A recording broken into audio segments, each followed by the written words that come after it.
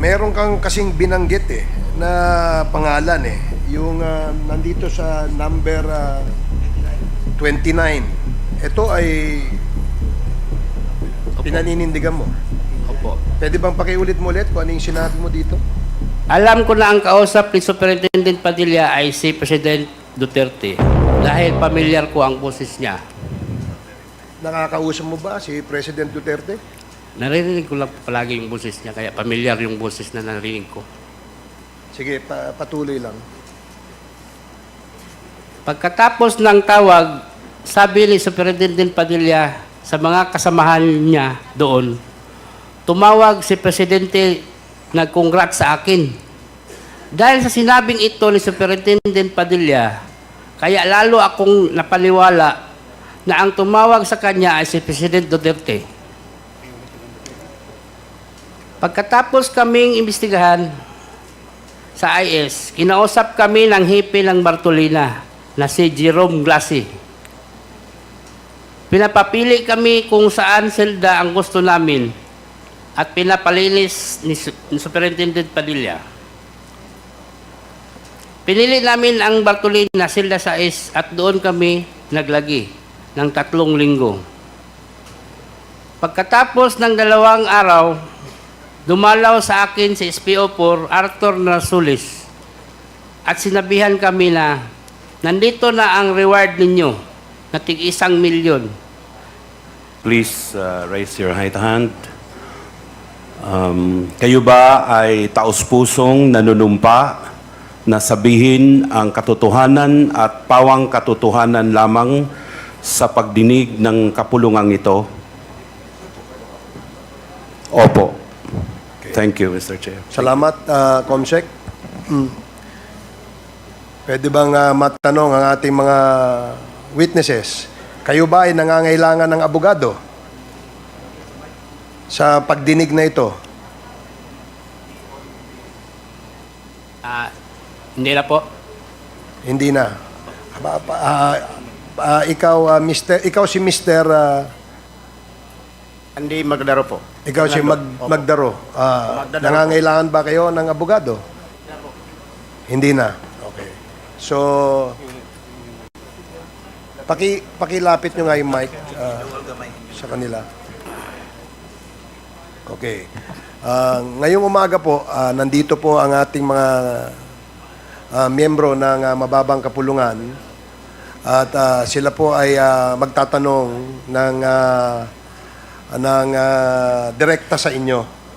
At amin lamang pong request ay sagutin po natin ng katotohanan na ayon sa inyong mga salaysay. The members are furnished with copies of the affidavits, signed sworn statements by Mr. Andy Magdaro and Mr. Leopoldo Tan. Tama, no? Mr. Leopoldo Tan. And the copies have already been furnished to the members.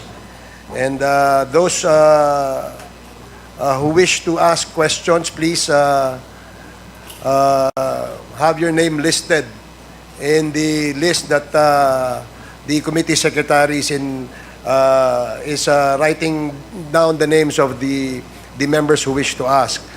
Meron na po tayong listahan ng mga magtatanong tungkol dito. Pero bago siguro tayo magtanong, bigyan po muna natin ng pagkakataon ang ating mga witness na sabihin sa committee ito ang kanilang mga salaysay.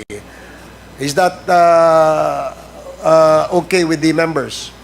Okay. So, siguro, sino po ang ating uunahing si Mr. Mr. Andy Magdadaro. Okay. Mr. Chairman. So, Mr. Magdadaro? Po, sir. Sandali.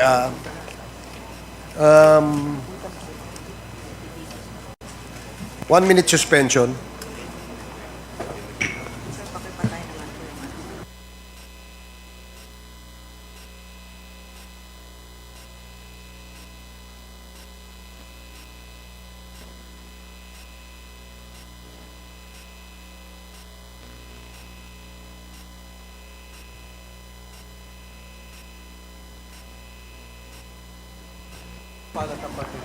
Okay, hearing resumed. So marami pong mga miyembro na nagpalista dito na gusto magtanong. Meron na pong listahan. At yung wala pa ho ang pangalan dito sa listahan at gusto rin yung po magtanong, please call the attention of the committee secretary so that your names will be included. So gaya ng sinabi ko kanina, pakinggan po muna natin ang salaysay na isa sa ating mga witness, si Mr. Andy Magdadaro. Andy, pwede bang sabihin mo sa committee ito ang iyong salaysay? Opo, Your Honor. Sumpang salaysay po. Ako po si Fernando Magdalero. 56 taong gulang, Pilipino, citizen. Hiwalay sa asawa, resident ng Davao City. Sa kasalukuyang nakakulong sa Service Support Company Philippines Military Academy, Baguio City po. Matapos po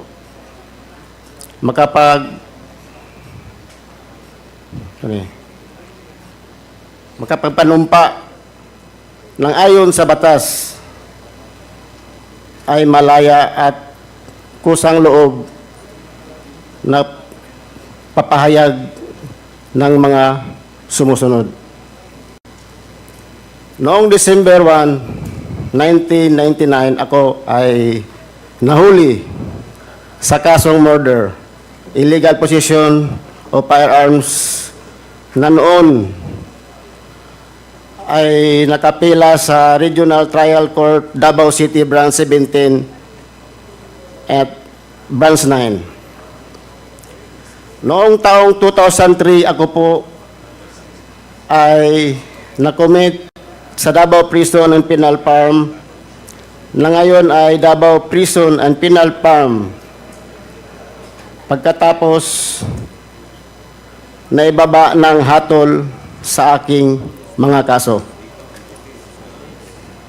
Noong unang linggo ng August 16, mga bandang tanghali, habang ako ay nasa Brigada 2, nilapitan po ako ni Leopoldo Tan ng kasama kong priso sa maximum security compound ng Davao Prison Penal Farm. Sinabihan niya po ako na tulungan ko daw siya at may ipapatira ng magbibigay daw sila ng kaunting halaga. Tinanong ko siya kung sino ang mga ipapatumba. Sinabi niya na 3 Chinese na nasa foreign ward area ng Davao Prison and Penal Farm. Sinabi din niya na ang nag-utos ay yung dati niyang kaklase sa empleyado ng gobyerno. Ngayon na kinakausap niya sa labas ng gate po.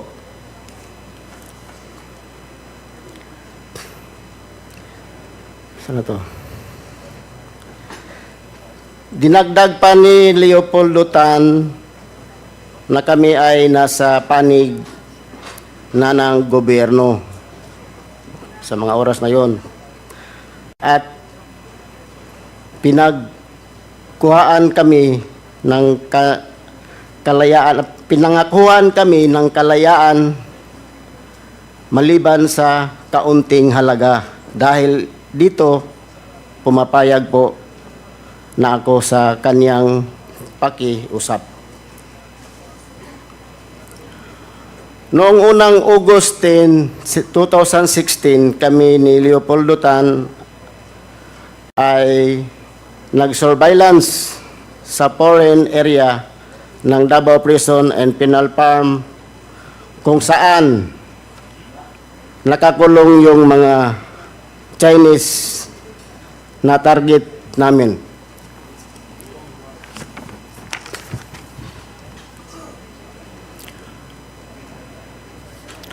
Doon ko unang nakita yung tatlong Chinese na nakalaunan ay nalaman ko na pangalan nila ay si Chokentong, Jackson Lee at Wong.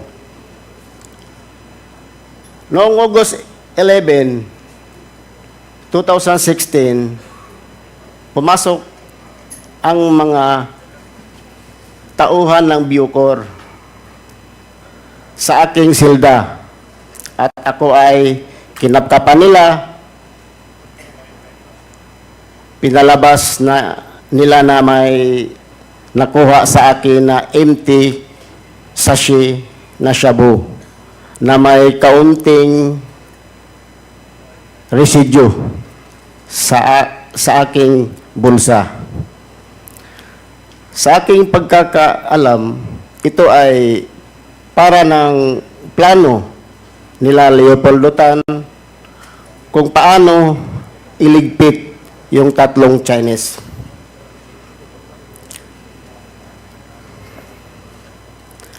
Sa araw din na yun, at ako at si Leopoldo Tan ay sabay na pumasok sa Bartolina, Silda 6. Noong hapon, August 13, 2016, dinala ng mga taga-Bucor yung tatlong Chinese national sa aming silda noong unang araw na lang pumasok sa loob.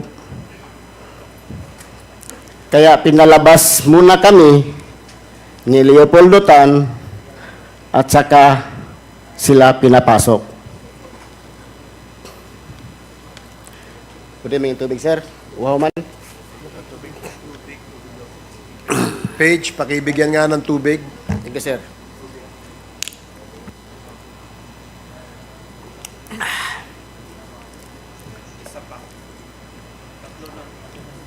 Ito.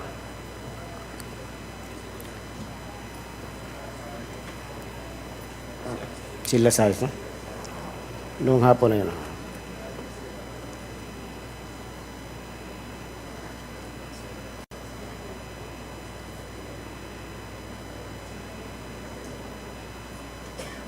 Noong hapon na yon, August 13, ulitin ko, dinala ng mga taga-Bucor yung tatlong Chinese national sa aming silda noong unang araw, ilang pumasok sa loob. Kaya pinalabas muna kami ni Leopoldo Tan, saka sila pinapasok ulit. Mga 8 a.m. ng gabi, ng araw na yon, pinagsasaksak na namin ni Leopoldo Tan yung tatlong Chinese at ginamitan ko ng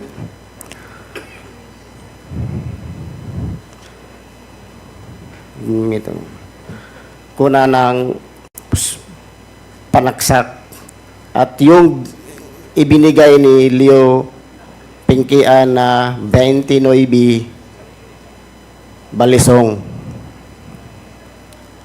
Samantalang si Leopoldo Tan naman ay gumamit ng pagsaksak.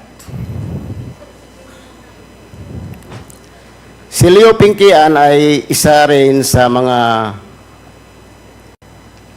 bilanggo. Ngunit, sa mga panahon na yun, siya ay ang mayor ng Bartolina, Davao Prison and Penal Farm. Ayon sa amin, pinagkasunduan sabay naming na ipinagsasaksak yung tatlong Chinese, Chokintong at Wong, para hindi sila laban. Habang sinaksak ko si Chokintong at si Jackson Lee ng mga oras na yun, na agad ko namang pinalingan yung saksak yung tumumba na si Chokentong. Pagkatapos ng insidente ng pagpatay sa 3 Chinese drug lord,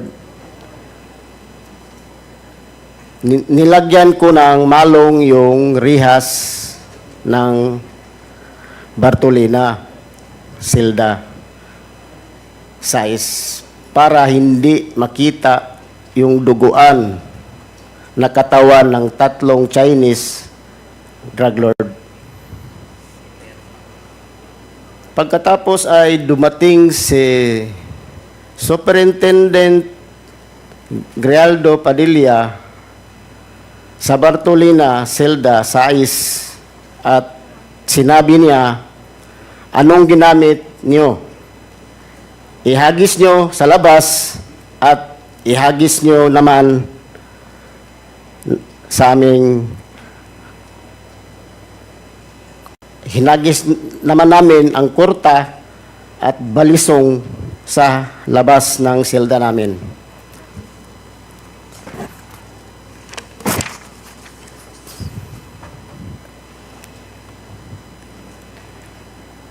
Nilabas namin sa silda ang kamay namin sa presohan. Kami ni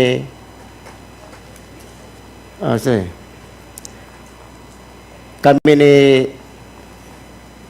Sir Poro, pinalabas kami para dalhin sa IS Investigation Section. Kami ni Leopoldo Tan ay kinasuhan ng homicide dahil sa pagpatay sa 3 Chinese na agad aming inamin para matapos na yung kaso dahil sa aming pag-amin noong 2019 kami ay nasintensyahan ng 3 counts at 3 years, 6 months, and 1 day. Pagkatapos ay 2 araw ng incident,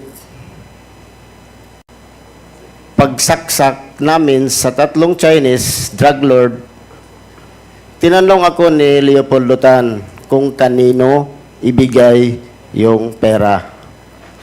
Pinangako sinabi ni Leopoldo Tan sa akin. Binigay.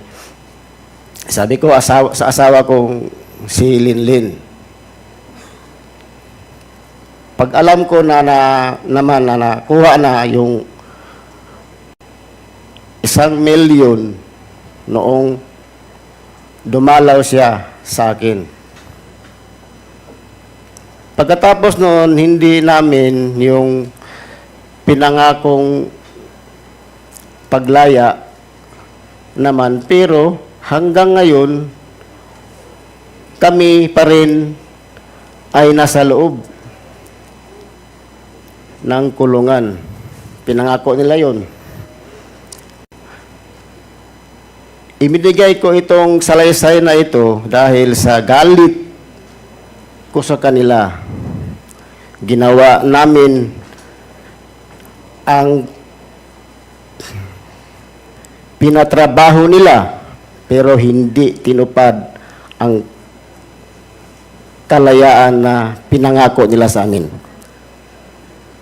Ang lahat ng sinabi ko sa salaysay na ito ay po ang katotohanan lamang at walang sino man ang nagturo o nag-impluensya, at alam ko rin na maaring gamitin laban pabor sa amin, sa akin. Sa ngayon, ito na lang po ang masasabi ko at wala nang idagdag pa sa aking salaysay. Sa katunayan, ay nalagdaan ko ito ngayong ika-21 ng August 2024 dito sa lungsod ng Baguio. Sinumpaan at nilagdaan sa harap ko ngayon ika-21 ng August 2024 sa lungsod ng Baguio. Okay, salamat, Andy. Thank you po. Ito bang pirma dito sa salaysay na ito na binabasa mo ay iyong pirma? Yes, For Honor. Okay, salamat. So, wala ka nang idadagdag? Wala na po, Your Honor. Yun na po. Okay, ang ating sunod na tawagin, ang ating isang witness sa pangalan na Mr. Leopoldo Tata Tan, alias Tata. Tama po ba? Okay. Sige, Tata, pakibigay ang iyong salaysay. Magandang araw po sa lahat po. Sinumpaang salaysay. Ako si Leopoldo Ontalan Tan Jr. Nasa 54 na taong gulang, Pilipino at kasalukuyang kapiit sa Service Support Company, Philippine Military Academy. Matapos makapanumpa na ngayon sa batas ay malaya at kusang loob na nagsasaad ng mga sumusunod. Noong taong 2005, ako ay nahatulan at nakakulong sa Davao Prison Penal Farm dahil sa paglabag ng RA 9165. Noong mga bandang July 2016, habang sinisilbi ko ang aking sentensya sa maximum compound, dumalaw sa akin ang kaibigan ko na si SPO4 Arthur Narsulis. Si SPO4 Arthur Narsulis ay kaklase ko noong high school. At sa kanya din ako humihingi ng tulong ng aking kaso. Siya ay naka-assign sa CIDG 11 at nakabase sa Davao City. At boss niya si Colonel Edelberto Leonardo, Regional Chief ng CIDG 11 Davao City, at Lieutenant Colonel Regina Garma. Noong araw din yun, nakiusap sa akin si SPO4 Arthur Narsulis at sinabi niya na may ipatatrabaho ako sa iyo at may basbas sa taas. Baka matulungan ka rin namin na makalaya. Kakausapin ko namin ang presidente. Sabi pa ni SPO4 Arthur Narsulis, sayang din itong isang manok kada ulo. Sa aking pagkakaintindi at pagkakaalam, ang isang manok ay 1,000,000. Tinanggap ko ang alok ni SPO4 Arthur Narsulis na pera at pangakong makakalaya ako. Dahil naniniwala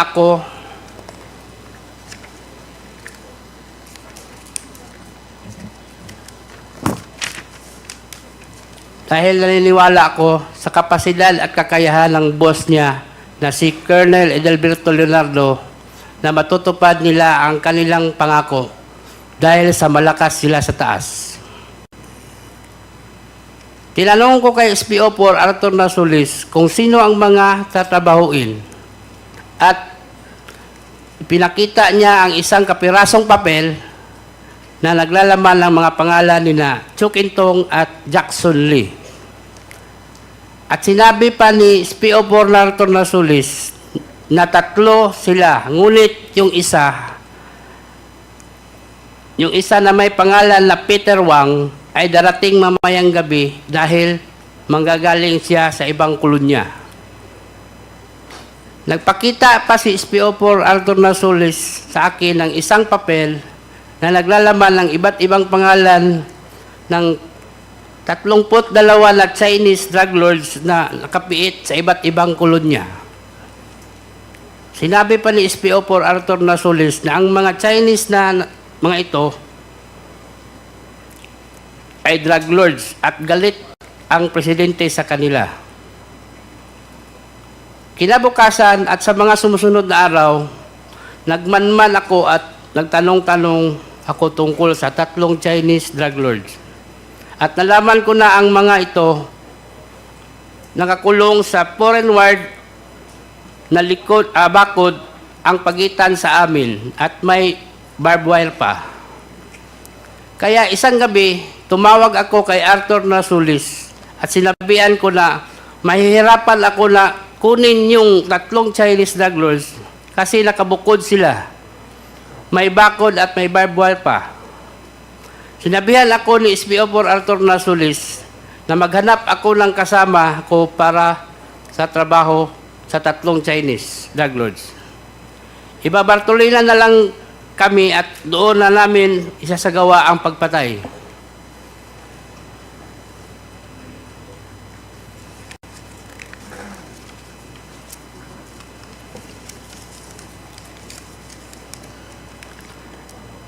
Ayaw nilang pumasok nung una dahil nakita kami sa loob ng selda ni Fernando Magdadaro. Dahil dito, inilipat muna kami. Excuse me, sinusundan namin ng iyong affidavit, no? Parang hindi kasama itong pahinang ito. Pwede bang malaman kung kasama ito sa iyong itong number 14, page 3? Para lumagpas ka. Nag-page 4 na siya eh. Number 14. Paki 13. Wala siyang page 2 siguro. Hindi niya nabasa yung page 2. Dumikit. Dumikit lang. Dumikit. Number 14. Galing kasi 13, di ba? Dumikit lang. Paki-check mo nga ulit kung yan ba kasama sa iyong salaysay.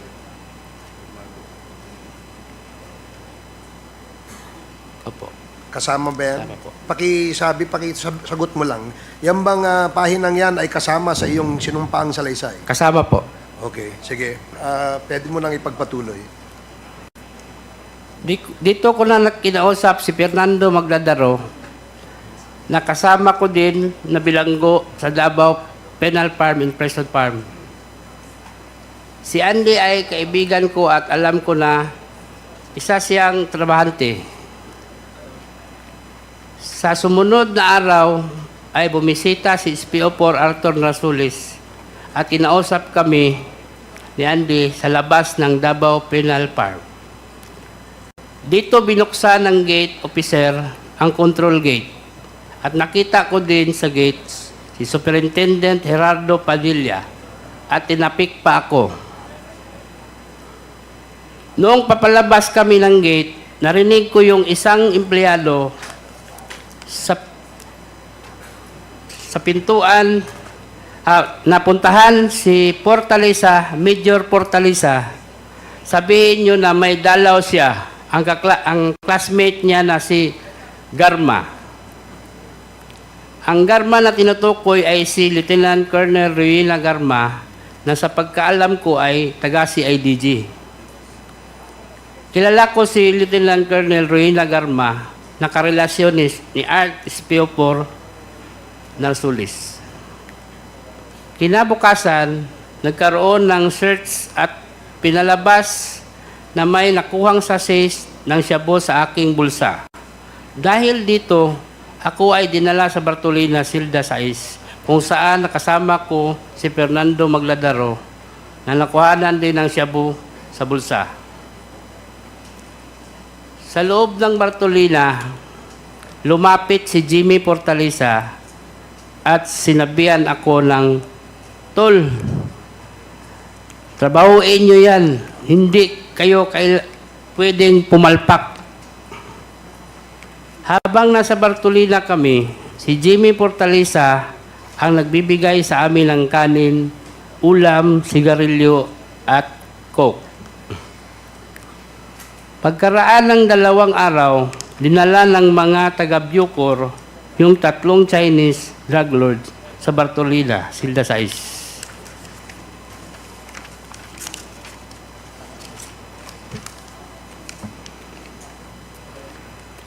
Ayaw nilang pumasok nung una dahil nakita kami sa loob ni Fernando Magdadaro.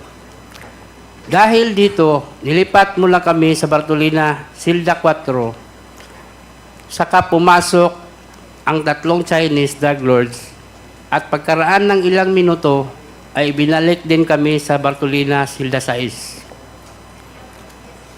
Noong August 13 ng gabi, pinagsasaksak na namin yung tatlong Chinese drug lords. Ginamit ko ang korta at pagsaksak at si Fernando Magdadaro naman ay gumamit ng 29 balisong sa pagsaksak. Ang korta at 29 balisong na nagamit ng palaksak ay binigay ni Leo Pinkian isang araw bago yung insidente. Si Leo Pinkian ay mayor ng Bartolina. Napag-usapan namin ni Fernando Magdadaro na sabay naming sasaksakin yung tatlong Chinese drug lords kaya pinagsasaksak niya si Chu Kintong habang pinagsaksak ko naman si Peter Wang. Pagkatapos sumunod na pinagsasaksak ni Fernando Magdadaro si Jackson Lee. Pagkatapos ng insidente ng pagpatay sa tatlong Chinese drug lords, nilagyan ni Fernando Magdadaro ng malong yung rehas ng Bartolina, Silda 6, para hindi makita ang duguan ng katawan ng tatlong Chinese drug lords. Pagkatapos ay dumating si Superintendent Gerardo Padilla sa Bartolina, Silda 6, at sinabi niya na, anong ginamit ninyo? Ihagis sa labas. At hinagis naman namin ang korta at ang balisong sa labas ng silda. Nilabas namin sa selda ang kamay namin at pinusasan kami ni Sir Puro. Pinalabas kami para dalhin sa IS Investigation Section.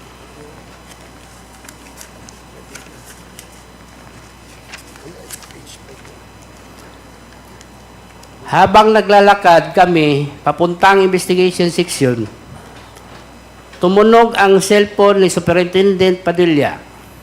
Nakita ko na pinindot ni Superintendent Padilla ang kanyang cellphone. Nadinig ko na sinabi nung tumawag kay Superintendent Padilla, "Congrats, Superintendent Padilla. Job well done." Pero grabe yung ginawang dinuguan.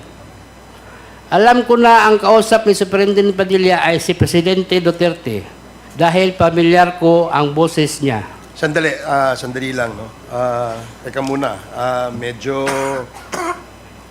seryoso yung sinabi mo, eh. Pinaninindigan mo ba yan? Opo, sir. Pwede bang ulitin mo kung ano yung sinabi mo?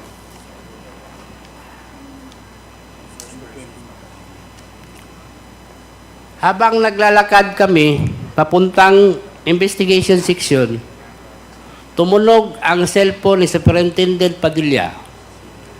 Nakita ko na pinindot ni Superintendent Padilla ang kanyang cellphone.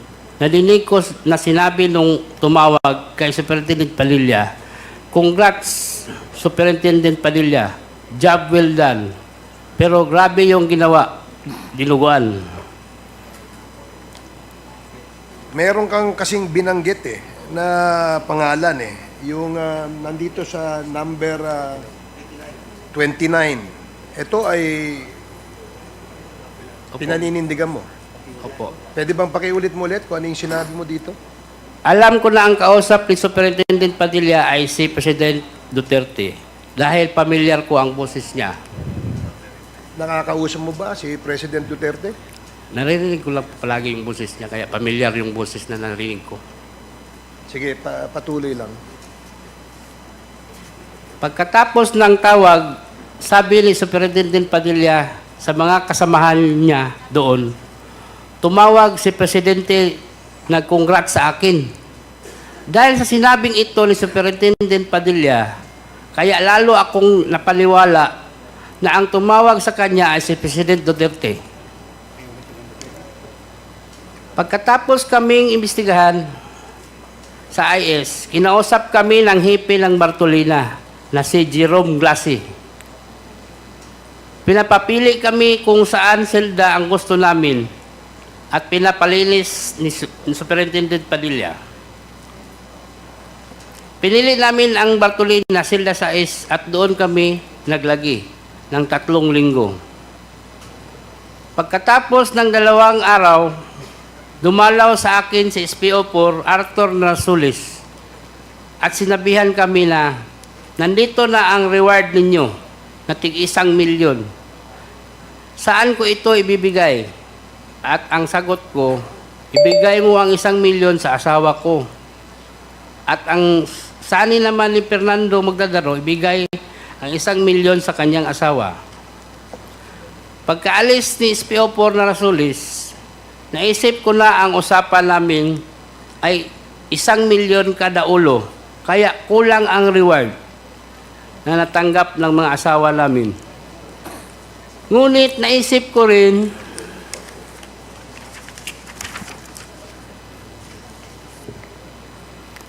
na isi-target lang naman at importante ay ang kalayaan namin. Noong sumunod na araw ay dumalaw ang asawa ko at ang asawa ni Fernando Magdadaro at kinumpirma nila na natanggap na nila ang tig-1 milyon. Palagi kong tinatawagan si SPO4 Arthur Narsulis tungkol sa aming paglaya at ang palagi niyang sinasabi, mag-antay-antay lang kayo, makakalaya din kayo. Sabihan namin ang presidente. Naghintay kami sa pangakong yun hanggang matapos ang administrasyon, hindi kami tinulungan na lumabas. Hanggang sa pinaamin nila ang kaso ng pagpatay sa 3 Chinese drug lord at kinasuhan kami ng homicide. Ngunit sa kalaunan namin para matapos na at tulungan kaming makalaya. Nakumbik kami sa pagpatay sa 3 Chinese drug lord. Ibinigay ko itong salaysay na ito dahil sa galit ko sa kanila. Ginawa naman naming ang pinatrabaho nila pero hindi naman tinupad ang kalayaan na pinangako. Ang lahat ng sinasabi ko ay sa salaysay na ito ay pawang katotohanan lamang at walang sino man ang nagturo o nag-impluensya.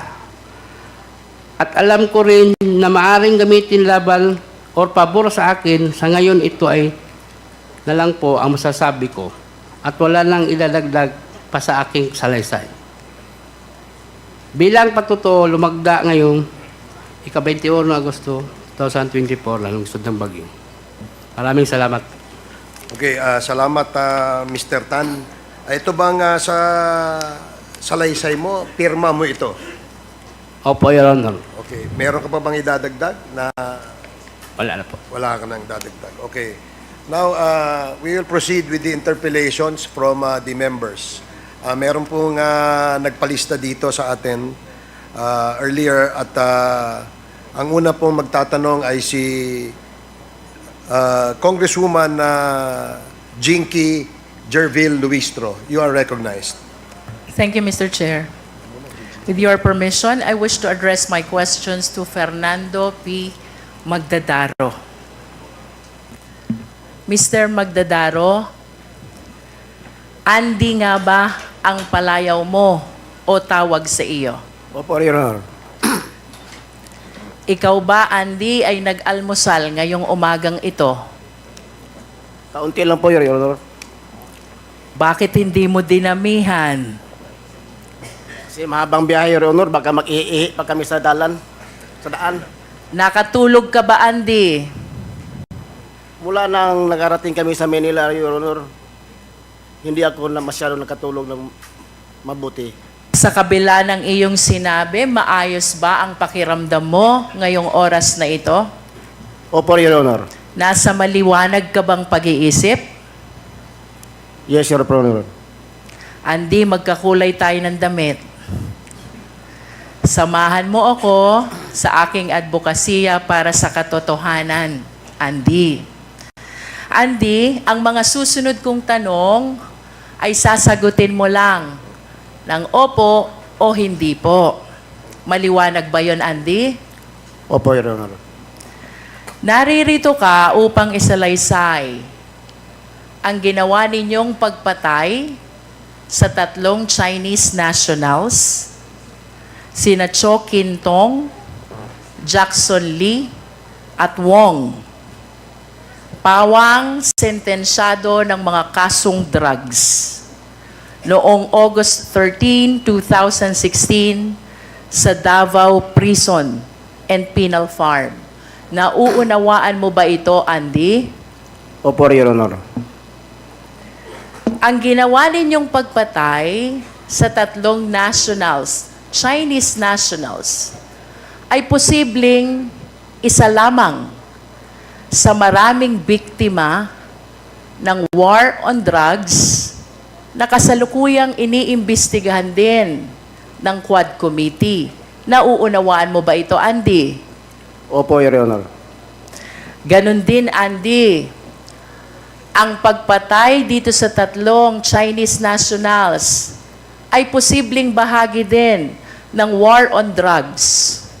Mas kilala bilang extrajudicial killing or EJK na kasalukuyang dinidinig ng ICC or International Criminal Court kung saan ang pangunahing iniimbestigahan ay walang iba kung hindi ang dating Pangulong Rodrigo Roa Duterte.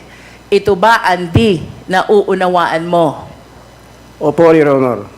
Andy, nakikilala mo ba ang dating Pangulo? Opo, Your Honor. Sino ang dating Pangulo? Rodrigo Roa Duterte po, Your Honor. President Rodrigo Roa Duterte po. Andy, sa kasalukuyan, ikaw ay nanumpa at nasa harap ng mga congressmen. Bahagi ng Quad Committee. Bawal magsinungaling. Nauunawaan mo ba ito? Opo, Your Honor. Napapanood ka din sa buong mundo, Andy. Nauunawaan mo ba ito? Opo, Your Honor. At sa kabila ng lahat ng aking mga naging katanungan sa iyo, Andy, sigurado ka ba sa ginagawa mo? Opo, Your Honor. Voluntaryo ba ang ginagawa mo? Opo. Handa ka ba sa posibilidad na maaaring itong pagpatay ninyo sa 3 Chinese nationals ay bahagi nga ng war on drugs or EJK, kung saan ang pangunahing suspect ay walang iba kung hindi ang Pangulong Rodrigo Roa Duterte? Yes po, Your Honor. Punta tayo, Andy, sa iyong sinumpaang salaysay. Sa paragraph 3, iyong binanggit, nilapitan at kinausap ka ni Leopoldo Tan. Sino si Leopoldo Tan? Kasama ko po, Your Honor, sa bilangguan po. Ano? Maximum security compound. Ano